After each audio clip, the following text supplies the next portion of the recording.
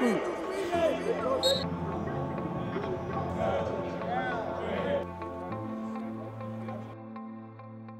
goal of all of our training is to improve what's called the special work capacity for football, and that involves movement dynamics and bioenergetic dynamics.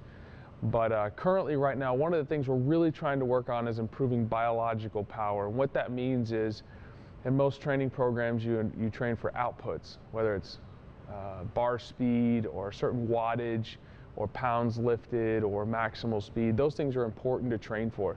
But what you really want to improve is the body's ability to continually develop those outputs over time. And that's a very resilient athlete. Well, that takes changing the actual biology of the body. That can be very difficult.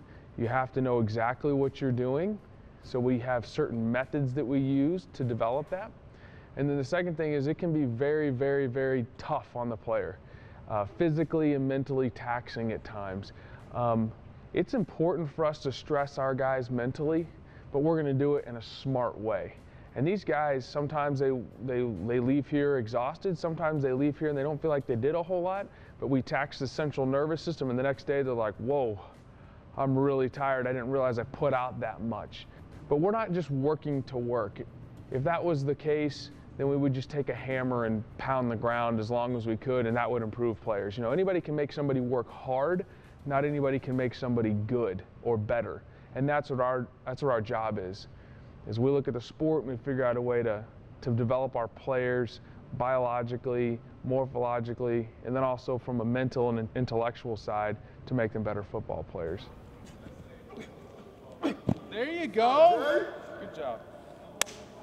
As we move through the training process, every single day we're monitoring the athlete's state of readiness, which is physiological. So we're looking at the heart, we're looking at the nervous system, we're doing certain testing parameters because not everybody adapts at the same rate. So we could have something planned for somebody one day and they're just physically not ready to handle it. So we got to modify. Some days, some guys come in and we're going to do way more than we thought we had planned.